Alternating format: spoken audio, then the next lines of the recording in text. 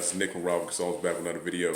So real quick, man, we're going to talk about why you should not be buying trade lines if you have a high credit utilization, right?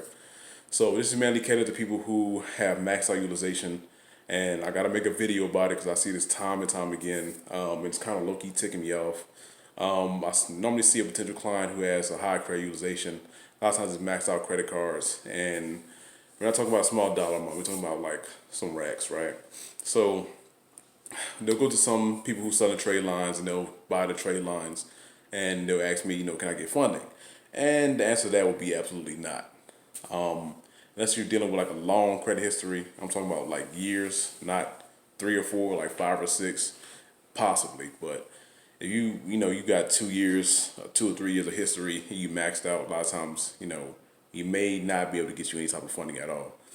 I come to see this question a lot. But I'm at 700, my utilization dropped down to 30, but yeah, here's where the problem comes in. You're maxed out on your credit cards, right? So whenever the algorithm looks at your overall profile, or you go to manual underwriting, you're going to skip those AUs and go right to those maxed out accounts, right? Especially if it's manual. The only thing they're going to see is the fact that you have a high utilization and you're trying to use authorized users to mask it, right? Back in the day, you used to be able to do something like this, but nowadays it's not going to fly. It's something I'm constantly saying, just selling people AUs with maxed out credit, right? Yeah, it'll boost you back into the 7s if you're in the low 6s, which a lot of times high utilization will cause that, but it's not going to do you much benefit in terms of being able to get any type of funding, any type of business financing, because they're looking at your personal finances and going over your personal finances. Like, yeah, you have good payment history, but at the same time you're maxed out, right? You're over leveraged. You know what I mean? And a lot of times that's a red flag. You know what I mean? Now, to alleviate this, what you want to do is you want to more likely spread out a lot of your expenses or a lot of your credit usage over multiple cards, right? You don't want to go over 50% of your overall credit utilization on one card, right?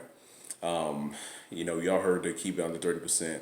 That rule stays the same, but once you go past 50% on one card, they're going to deny you. Or they may approve you for a card, but it's not going to be the amount that you're expecting. You might have 30,000, in overall utilization. Might be sitting at about 55%, I'm sorry, of overall utilization. They might grant you about 1 or 2,000, right? So don't expect to throw some authorized users on a credit profile with maxed out credit, right? Me personally, I wouldn't sell you authorized user, if you're maxed out. Because you're going to find out, like, look, I couldn't get nothing at all, even with these AUs. So to avoid all that, I just won't sell them to you. That's just me personally, right? But anyway, guys, it's a quick video about why you should not be buying trade lines if you have high credit utilization. Anyway, guys, it's Nick from Rob Consultants. Have a good one.